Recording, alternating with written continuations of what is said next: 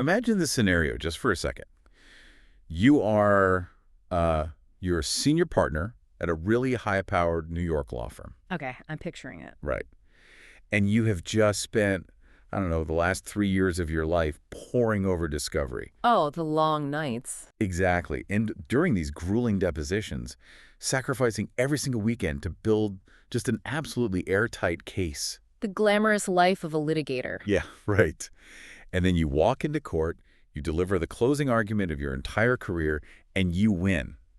You get a multi-million-dollar verdict for your client. You're on top of the world. You are. You're untouchable. But then a week later, you lose your license to practice law. Wow, just entirely gone. Gone.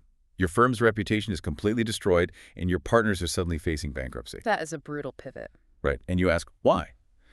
Because while you were busy being brilliant in the courtroom, your receptionist clicked on the wrong email link. Or maybe your accounting department temporarily floated payroll using the wrong bank account.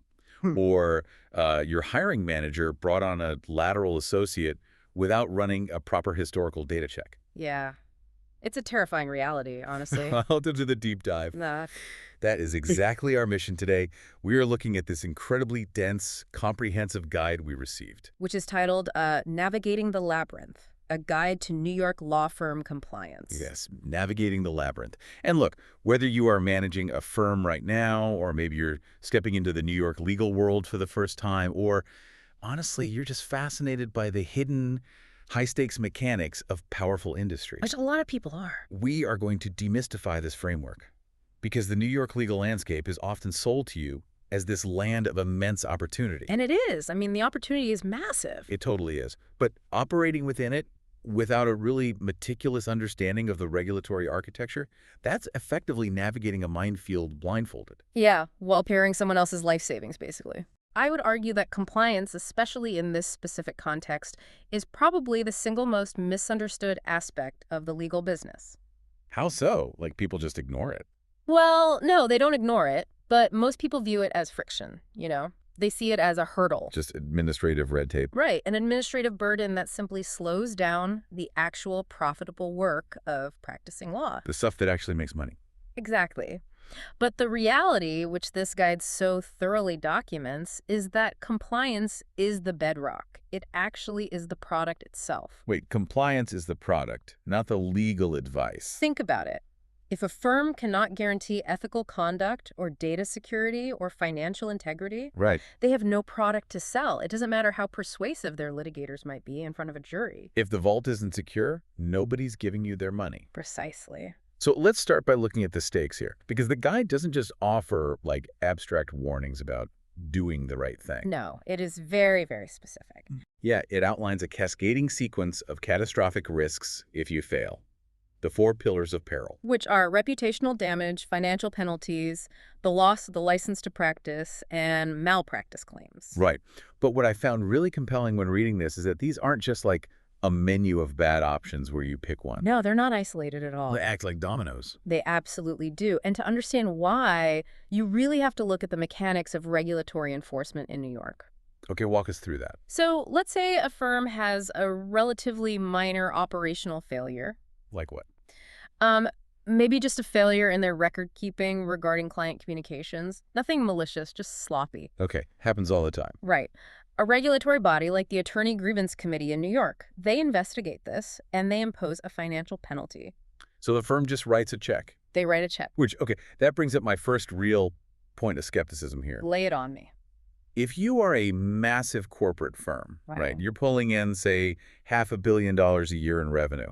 Huge cash flow. Right.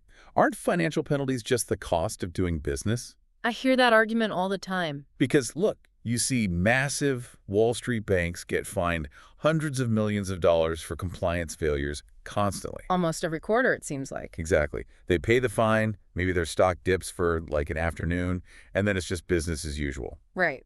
Why wouldn't a powerful law firm treat a fine the exact same way? It's just a line item on the annual budget, isn't it? It's a really common assumption, but it ignores a fundamental difference between a bank and a law firm. Which is? A bank has a corporate charter. A law firm is built entirely on the individual licenses of its attorneys. Oh, well. And more importantly, their fiduciary duty to their clients. When a law firm gets fined by a regulatory body, that disciplinary action rarely stays secret. It goes public. It becomes public record. And let me tell you, journalists who cover the legal industry, they scrape those regulatory databases constantly. So the fine immediately becomes a headline. Precisely. And that right there is the second domino falling. Reputational damage. Right, because nobody wants to hire the sloppy firm. In the legal profession, trust isn't just some marketing buzzword, Yeah. It is your primary currency. Yeah. If a financial penalty becomes a public scandal, that reputational damage immediately begins eroding client trust, long-term trust. Because the clients get spooked. Think about a general counsel at a Fortune 500 company. They are not going to hire a law firm that just made headlines for sloppy compliance. Even if the lawyers are great. Even then, because they cannot justify that risk to their own board of directors. Why did you hire the firm that just got fined by the state? Yeah, that's a tough conversation. Right. So you might easily pay the initial fine from your massive revenue stream, sure. But the future revenue... The clients who quietly take their business elsewhere. Exactly. That money is gone forever. And it doesn't even stop at lost future revenue. Yeah. The guide makes it super clear that a public compliance failure actively arms your current or former clients to come after you. That is the third domino, the malpractice domino. Walk me through how that works. Well, when a firm is publicly censured for a compliance failure, it sends a signal to every client who ever had a less than perfect outcome with that firm. Oh, wow. Like, hey, maybe I didn't lose my case because the facts were bad. Maybe I lost because my lawyers were negligent. Exactly. Right. It acts as blood in the water for malpractice attorneys. That is terrifying. It is. So now, the firm isn't just dealing with the state regulators imposing fines. They are actively defending themselves against their own clients in civil court. And then there's the final domino, which I guess completely separates a law firm from a Wall Street bank. The existential threat. Because a bank doesn't typically lose its right to exist over a compliance failure. Right, nobody shuts down JP Morgan over a paperwork error. But an attorney can absolutely lose their license, suspension, or outright disbarment. The ultimate kill switch. It really is. The regulators possess that kill switch. It's not just a tax on your profits. It is the complete revocation of your ability to generate revenue at all. And the test points out that the bar for triggering that kill switch is surprisingly low. Right. Shockingly low compared to other industries, especially concerning things like the handling of client funds or intentional deception. Okay, so the stakes are literally existential. Very much so. Fines lead to headlines, headlines lead to lost clients lead to malpractice suits, and the whole thing ends with the firm being dissolved. That's the labyrinth in a nutshell. So to avoid that cascade, the guide suggests we look at the very first point of contact between a firm and the public. Before they even become a client. Right, because before you can mishandle a client's case or their money, you have to actually acquire the client. Right. Let's talk about the front door. Exactly. The rules governing attorney advertising and solicitation. Rules 7.1 through 7.5. The regulatory framework here in New York is incredibly stringent. Which, honestly, feels a bit counterintuitive when you just walk around New York City. You see a lot of ads. Right. I mean, you see aggressive marketing everywhere. Subway cars, billboards, late-night TV. Yeah, but we are looking at a system designed to heavily restrict how attorneys market their services. It covers everything. Website copy, social media posts, seminars, direct mailers. But the guide breaks down the absolute necessity of truthfulness and clear identification. And what fascinated me is the standard of truthfulness here. It's different than regular advertising. Right, because in normal consumer marketing, we accept a certain level of, puffery. Oh, yeah. Like a car commercial can say they have the best ride on the road. Or a fast food chain claiming to make the world's greatest burger. Exactly. We all know it's an exaggeration, and the law generally allows it under the assumption that consumers aren't stupid. Right. Right. But a lawyer cannot put up a billboard that says, "We are the best trial lawyers in New York." They absolutely cannot. That is a direct violation. So why the double standard? The underlying mechanism for why regulators ban that kind of language is based entirely on the concept of information asymmetry. Meaning one side knows way more than the other. Yes. The state operates on the presumption that the average consumer does not possess the specialized knowledge required to evaluate a complex legal claim. Ah, okay. That makes sense. If I tell you I make the best burger, You can buy one, eat it, and form your own opinion for $5. Low risk. Exactly. But if I tell you I am the best attorney and I guarantee a multi-million-dollar settlement, you have absolutely no way to verify that claim until you have already entrusted me with your life, your liberty, or your life savings. Well, so the burden of proof is entirely reversed. Yes. Like in consumer goods, it's buyer beware. But in legal services, it's seller beware. Every single implication has to be perfectly verifiable. Exactly. And the regulations go incredibly deep into the actual phrasing you're allowed to use. Give me an example. For instance, claiming to be an expert or a specialist in a particular field of law. Sounds like pretty standard marketing copy. It does, but in many jurisdictions, including New York, you cannot use those specific words in your advertising unless you have been formally certified by an approved, independent accrediting organization. Wait, really? Yes. You could have practiced real estate law exclusively for 40 years. You could have handled the biggest deals in Manhattan. Right. But if you put real estate specialist on your website without that specific board certification, you are committing an ethical violation. That is a staggering level of microscopic oversight. It's intense. Think about how a modern, massive corporate firm actually operates today. You have hundreds of attorneys. Thousands sometimes. Right. You have junior associates trying to build their own personal brands on LinkedIn. You have a marketing department trying to put out press releases about recent case victories. It's a lot of noise. How does the firm police all of that? I mean, if a 26-year-old junior associate tweets, "Just won a massive summary judgment for our client. Nobody beats our litigation team." Does that trigger a state bar investigation into the entire firm? It absolutely can, and it frequently does. Just from one tweet. Yes. That associate just made an unverifiable claim by saying, "Nobody beats our litigation team." Because you can't prove nobody. Right.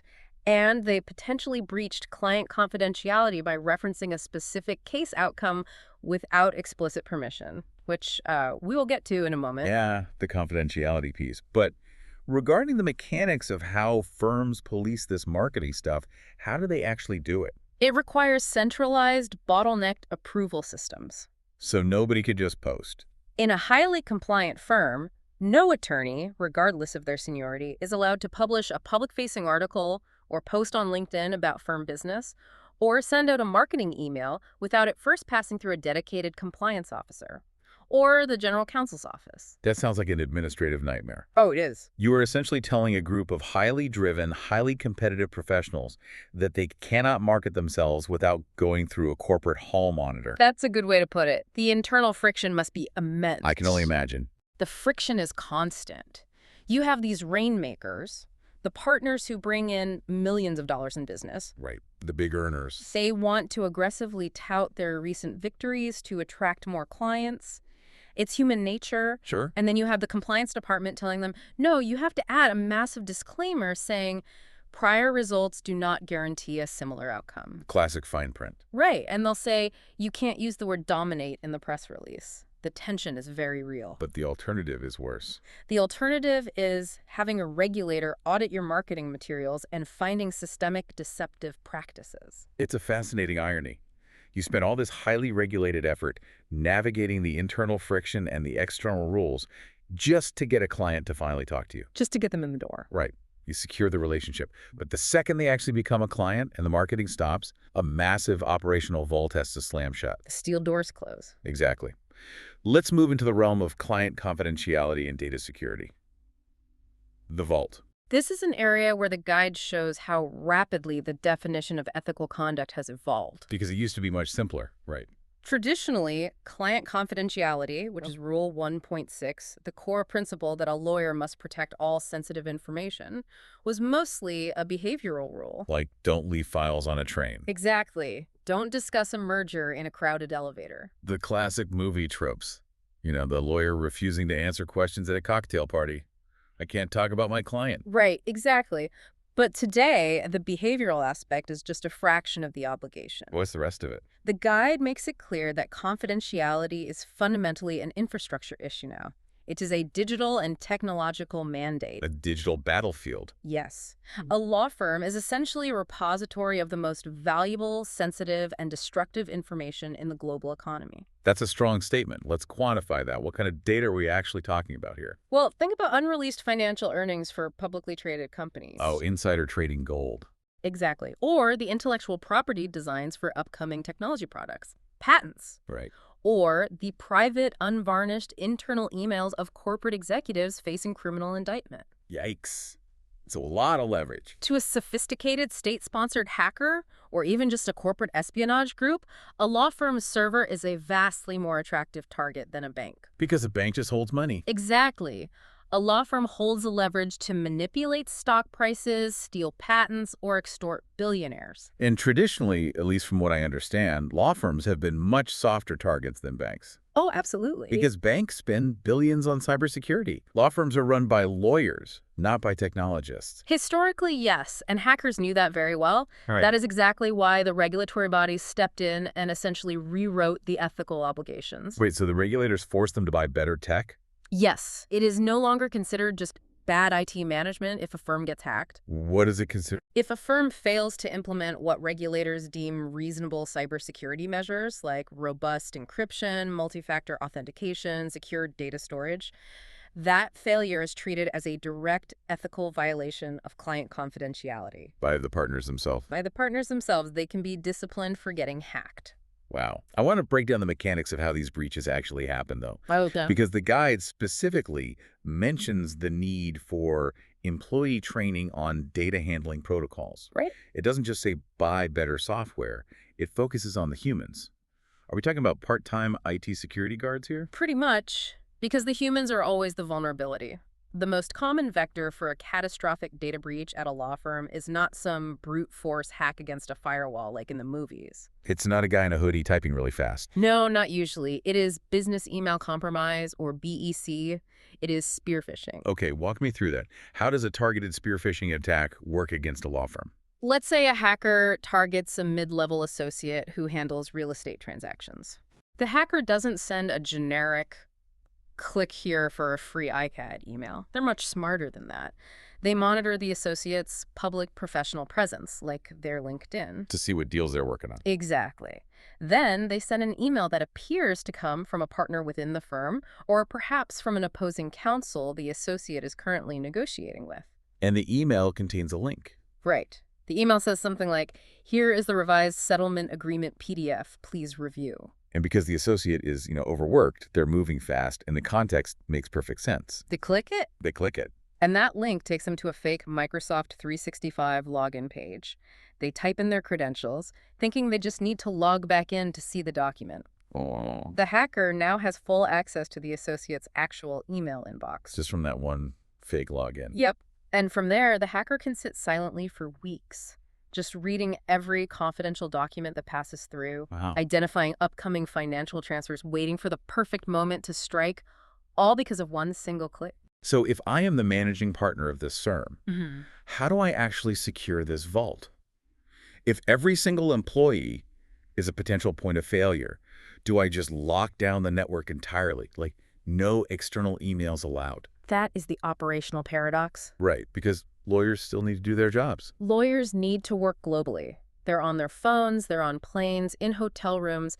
They demand seamless access to their documents. Of course. If the IT department makes the system too difficult to use, like requiring 3 different passwords and a physical security token just to open a basic email, The lawyers will just bypass it. they will absolutely find workarounds. They will start emailing confidential documents to their personal Gmail accounts so they can read them on the train. Which is an immediate, massive compliance violation. A huge one. So the IT department has to provide security that is virtually invisible. Invisible security. How do they do that? They implement things like mobile device management software, or MDM. It allows the firm to containerize the firm's data on a partner's personal iPhone, so there's a secure work bubble on the phone. Oh, I see. If the partner leaves the phone in a taxi, the firm can remotely wipe the firm data without touching the partner's personal photos or texts. That's clever. They also implement continuous employee testing. They'll send out fake phishing emails to their own staff to see who clicks. And if you click? mandating remedial training for those who do. It's an active, daily psychological battle within the firm itself just to protect the vault. Okay, so securing the client's digital secrets requires basically transforming the firm into a quasi-intelligence agency. Pretty much, yeah. But as we move into the next major pillar of compliance from the guide, we realize that securing their data is only half the battle. Right. You also have to secure their actual physical cash. Mm-hmm. And the rules surrounding this are, frankly, draconian. Very strict. Let's talk about client funds and escrow accounts, the financial fortresses. We are looking at the strict regulations surrounding what are known in New York as IOLA accounts. IOLA, interest on lawyer account. Exactly. The fundamental rule here, the absolute cardinal sin of legal accounting, is commingling. Commingling, meaning mixing the money. Mixing a single penny of a firm's operating funds with a single penny of a client's funds. Okay, before we get into the sin of commingling, let's explain the mechanism of the account itself. Sure. Why does a law firm even hold a client's money in the first place? Like, why wouldn't the client just pay the final bill or wire the settlement money directly to whoever needs to be paid? There are several mechanical reasons for this. The most common is the retainer. Right, the upfront fee. A client pays a firm $50,000 upfront to handle a complex litigation. That money does not belong to the firm yet. Because they haven't done the work. Exactly. The firm must place that $50,000 into a trust account, and they can only withdraw from it as they actually bill hours and earn the fees. Okay, that makes sense. What's another reason? Another common scenario is a real estate closing. A buyer wires $5 million to their attorney's escrow account to hold pending the signing of the final deed. Or a firm wins a $10 million personal injury settlement. The insurance company wires the money to the firm deposits it, takes out their agreed-upon contingency fee, and distributes the remainder to the client. So the firm is essentially acting as a temporary, highly specialized bank. Exactly. And because they are holding other people's money, the state requires them to place it in an IOLA account. And this is where the underlying philosophy of the regulation becomes really fascinating, because of what the letters stand for. Interest on lawyer account, yes. Historically, it was incredibly difficult to calculate the exact amount of interest a specific client's funds generated if the firm was holding it for a really short period, right? Right, say just 3 weeks during a real estate closing. Trying to calculate the interest on that specific deposit was an accounting nightmare. So what did the state do? So the state mandated that all these short-term or nominal client funds be pooled into a single specialized account. But who gets the interest on that pooled money?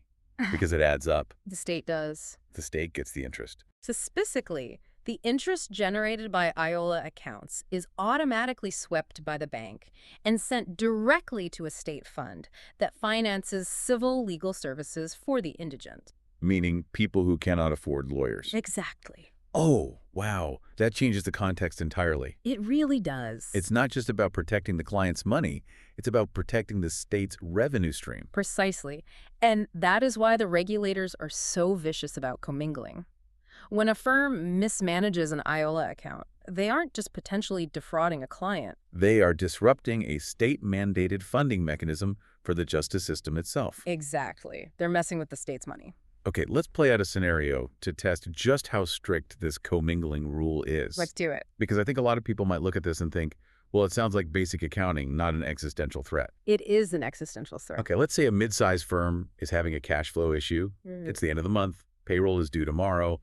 But a major client invoice won't clear for another 3 days. A classic cash crunch. Right.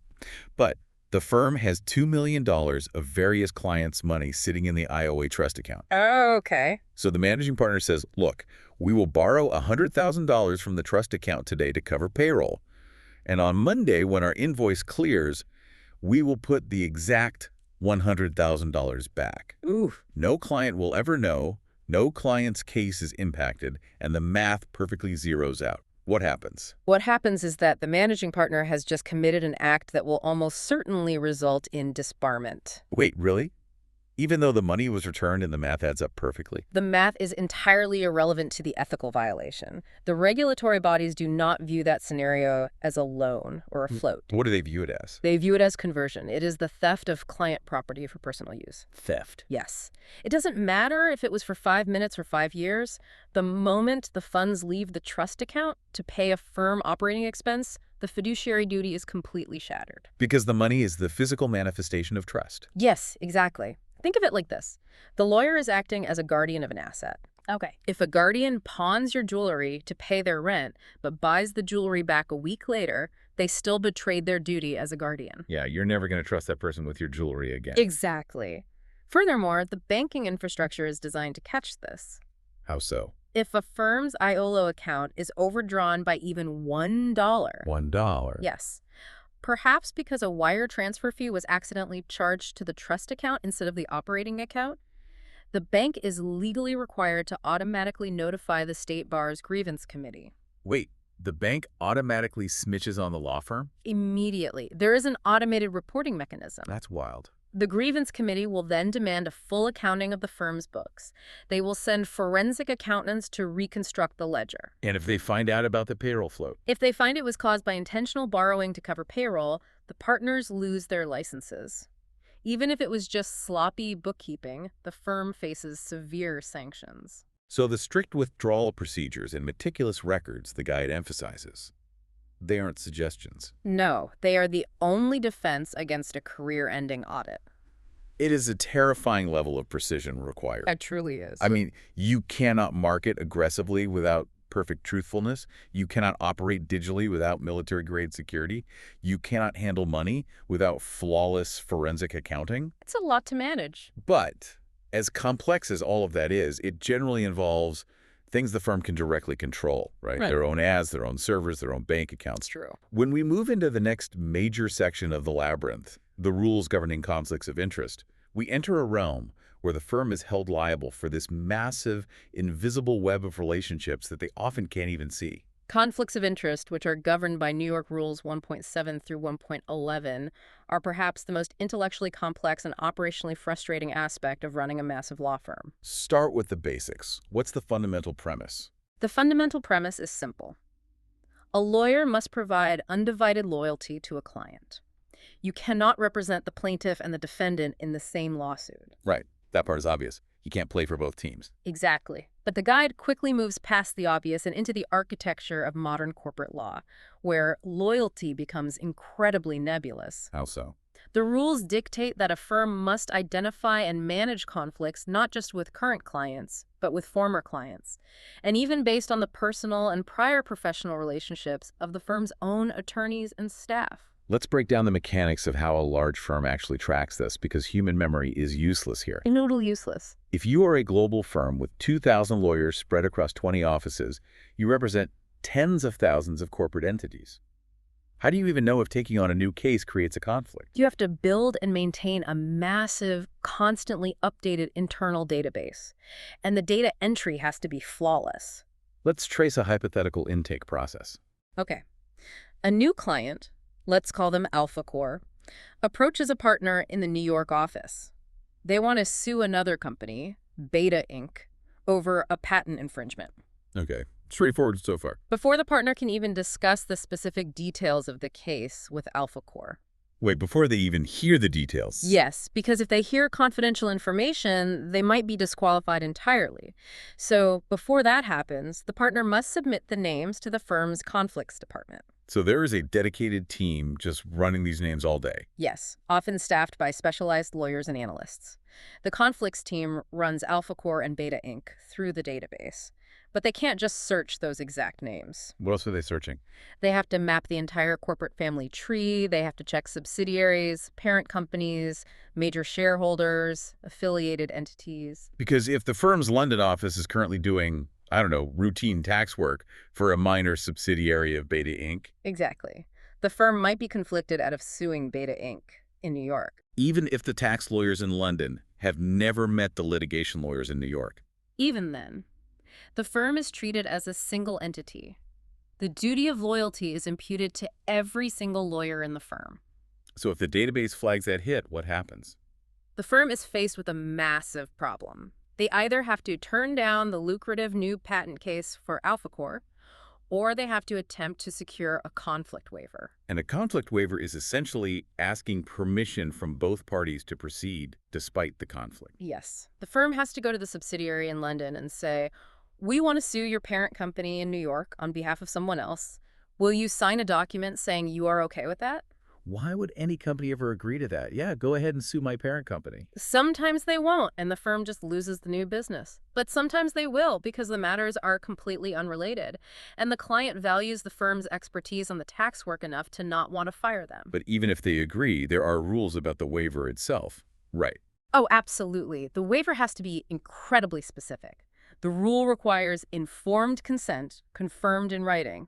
The firm has to fully explain all the risks of the conflict. And this gets exponentially more complicated when you bring in lateral hires. The guide specifically mentions checking the history of the firm's own staff. This is where the invisible web truly becomes a nightmare. Let's hear it. Let's say our massive firm wants to hire a superstar partner away from a rival firm. Right, a big rainmaker. That partner brings a huge book of business, highly profitable clients. But that partner also brings the mental baggage of every single case they ever touched or even casually consulted on at their old firm. They are essentially a walking, talking conflict generator. Precisely. Before the firm can hire them, they have to do a massive lateral conflict check. The incoming partner has to list every client they represented, the adverse parties, and the general nature of the matters. And then the hiring firm cross-references all of that. They run all of that against their own database. What if they find a hit?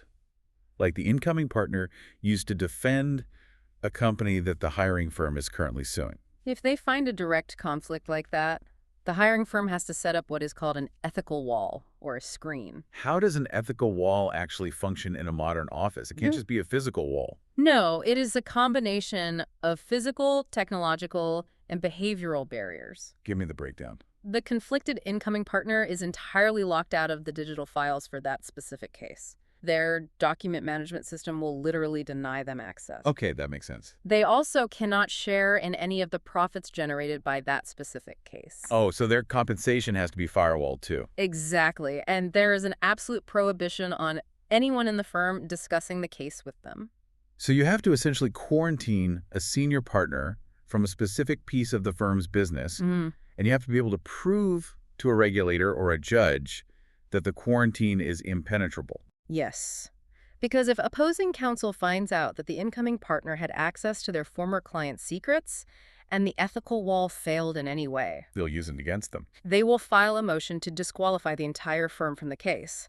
The firm loses the case, has to return all the fees they billed, and faces severe reputational damage. The friction this creates in the hiring process must be immense. Deals to hire multi-million-dollar partners collapse all the time because the conflict web is simply too dense to untangle. It is staggering. I mean, you're managing marketing, data security, forensic accounting, and now a sprawling genealogical map of corporate conflicts. That's a lot of spinning plates. And yet the guide doesn't stop there, because everything we have discussed so far is largely governed by state regulators. Right. New York state rules. But as we move to the next section, the guide pulls the camera back and looks at the global stage. It turns out that law firms are increasingly being drafted into federal law enforcement. Specifically regarding anti-money laundering or AML and international sanctions? This feels like a huge shift. It is a seismic shift in the role of the attorney. Historically, the attorney-client privilege was viewed as nearly absolute. Like you can tell your lawyer anything. Right. Lawyers were heavily protected from having to report on the activities of their clients under the theory that clients must be able to speak freely to get proper legal advice. But the global financial system has changed. And the mechanisms of money laundering have become incredibly sophisticated. And law firms have historically been a perfect mechanism for laundering money, right? Because if you put illicit money into a lawyer's trust account, it suddenly gains the veneer of legitimacy. Exactly. It's called the gatekeeper problem. How does that work in practice? Well, criminal organizations and sanctioned oligarchs realize that if they try to move $10 million through a major U.S. bank, the bank's compliance algorithms will immediately flag it and report it to the Treasury Department. Because banks have to report large cash transactions. Right. But if they hire a prestigious New York law firm to handle a complex real estate acquisition and route the money through the firm's IOLA account, It just looks like a routine legal transaction. it looks completely clean. The guide points out a fascinating nuance here, though. It notes that the United States does not actually have a fully developed, comprehensive AML statutory regime specifically targeting law firms. At least not in the way that many European countries do. That is a critical distinction. What do they do in Europe? In the UK and the EU, lawyers are essentially treated as financial institutions under the law. Really? Yes, they have strict affirmative statutory duties to file suspicious activity reports, or SARs, if they believe a client is laundering money. They are legally required to blow the whistle on their own clients. But not in the U.S. No. The U.S. legal profession has fiercely and successfully lobbied against being forced to become whistleblowers, arguing it destroys the attorney-client privilege. So there is no direct blanket AML statute for U.S. lawyers in the same way. But the guide explicitly warns that despite the lack of a European-style law, the federal scrutiny is still massive. So how does the U.S. government police this if there isn't a specific law demanding SARs from lawyers? The federal government uses a patchwork of other powerful tools, and the primary weapon is the sanctions regime administered by OFAC. Which is the Office of Foreign Assets Control. Exactly. And OFAC operates on a standard of strict liability. Meaning ignorance is not an excuse. Zero excuse. Yeah. If a U.S. person, which includes a U.S. law firm, conducts business with or processes a transaction for an entity on the OFAC specially designated nationals list, the SDN list, they have violated federal law. It does not matter if the law firm didn't know the client was sanctioned. It does not matter. It does not matter if the client flat out lied to them. Still doesn't matter. The penalty is massive fines and potential criminal prosecution. Which brings us to the core mechanical problem the guide highlights here. Beneficial ownership. The layers of the onion. Right. Because if a sanctioned arms dealer or a corrupt foreign official wants to buy a penthouse in Manhattan, they don't walk into a law firm and hand over their passport. No, they use a shell company. They come in as Global Ocean Holdings, LLC, registered in some jurisdiction with high corporate secrecy, like the British Virgin Islands or even Delaware. Right. So how does a law firm actually protect itself? If the client on paper is just an LLC, what does it mean to untangle beneficial ownership? It means the law firm has to play financial detective before they even accept the retainer. This is part of what is known as KYC, Know Your Client. Okay, so Global Ocean Holdings, LLC asks the firm to process a transaction. What's the first step? The firm's compliance team must demand the corporate formation documents. They look at who owns the LLC. And usually the LLC is owned by another company, right? Exactly. Global Ocean Holdings is owned by Pacific Trust Ltd. So the law firm has to demand the trust documents. Yes. They keep peeling back the layers of the corporate onion until they find the actual living, breathing human beings who ultimately own, control, or benefit from the entity. Those are the beneficial owners. Exactly. And once they find the human beings, they run those names against the OFAC database. In other lists too, right? Yeah. Yes, they run them against lists of PP's politically exposed persons. If the beneficial owner is the nephew of a sanctioned foreign dictator, the law firm must immediately halt the intake process. They cannot take the client. They cannot accept the money. They cannot provide the legal services. I can imagine the internal pressure this creates within a firm. Because the clients who use complex offshore shell companies are often the clients who are willing to pay the highest legal fee. Oh, absolutely. The whales. Right. A partner brings in a $500,000 retainer for a massive corporate restructuring, and the compliance department tells them, we can't take the money because the client won't reveal who actually owns the Cayman Islands holding company. The financial temptation to just look the other way is enormous. The partner will argue, they aren't on the OFAC list, it's just a standard holding company, let's just process the deal. But the guide emphasizes that willful blindness is aggressively prosecuted by the Department of Justice, doesn't it? Very much so. If a firm intentionally avoids asking the hard questions about beneficial ownership just to avoid finding out an uncomfortable truth, they are treated as if they actively participated in the money laundering. Wow. And this environment is only getting stricter. Even though the U.S. doesn't have the European model yet, laws like the Corporate Transparency Act are beginning to force the unmasking of shell companies domestically. The gap is definitely closing. Law firms are being forced to act as the gatekeepers to the U.S. financial system, whether they actually want the job or not. Which brings me to a bit of a breaking point here. I am sitting here listening to the sheer volume of this responsibility. It is overwhelming. It really is. Advertising regulations requiring absolute verifiable truth. Cybersecurity mandates requiring constant defense against global hackers. Escrow rules requiring mathematically perfect forensic accounting. Conflict databases requiring deep historical mapping. Yes. And OFAC regulations requiring international financial detective work.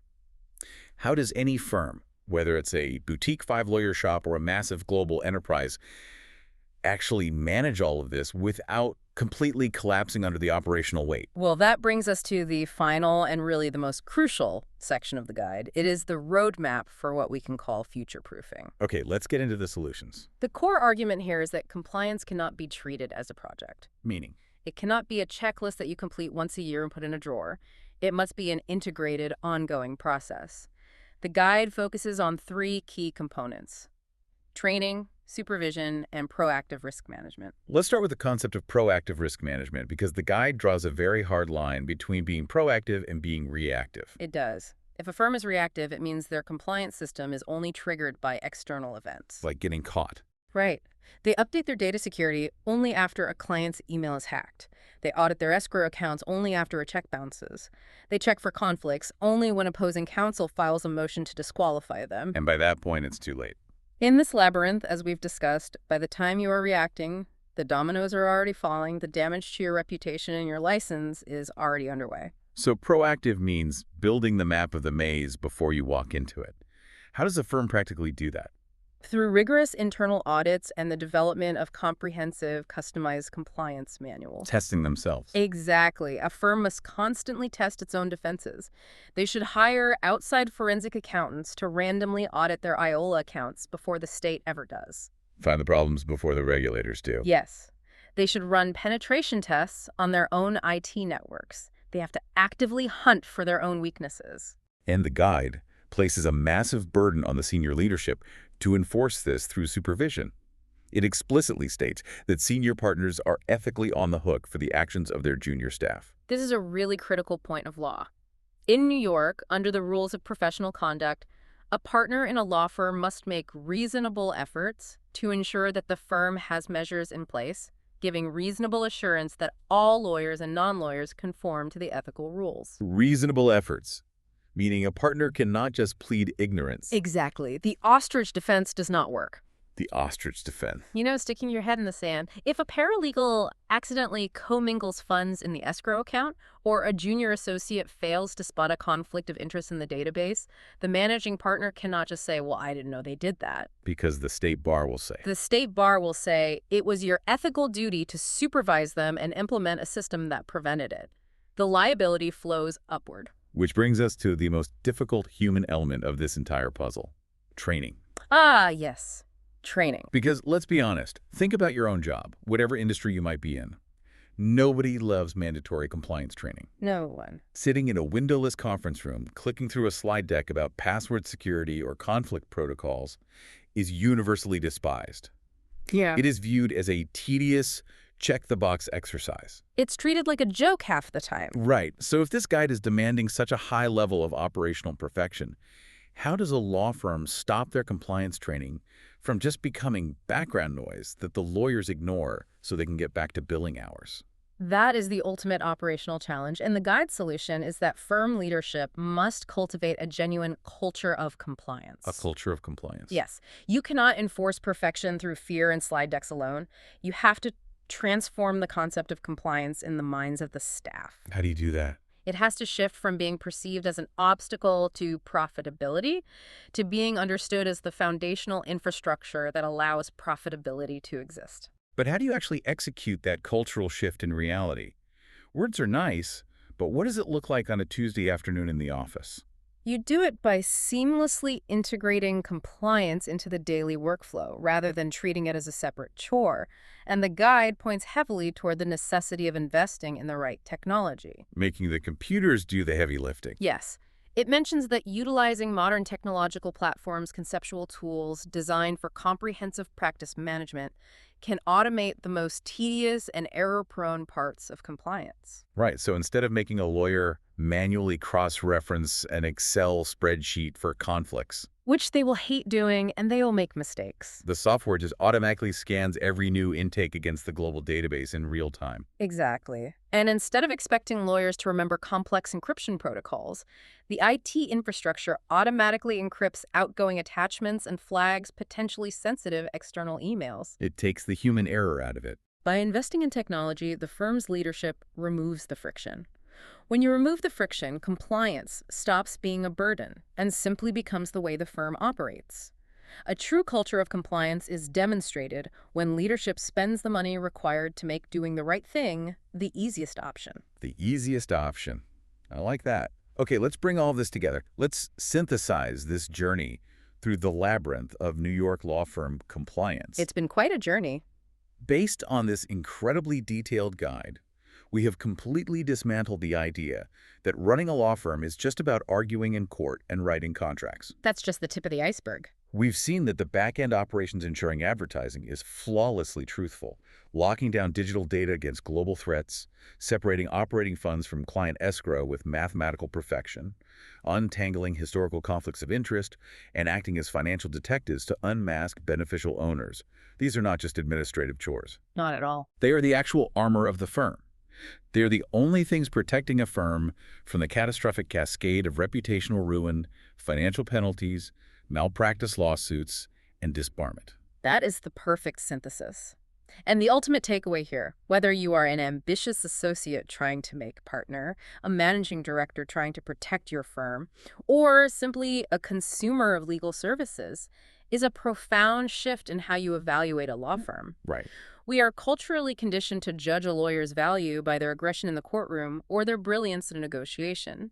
But understanding this regulatory framework proves that a firm's true strength, its actual integrity, is demonstrated in the quiet, unglamorous moments behind closed doors. It's demonstrated by how they manage a database, how they reconcile a ledger, and how willing they are to turn away a profitable client when the money looks suspicious. Exactly. The value is behind closed doors. The guide concludes by stating that compliance is ultimately about building lasting relationships based on trust.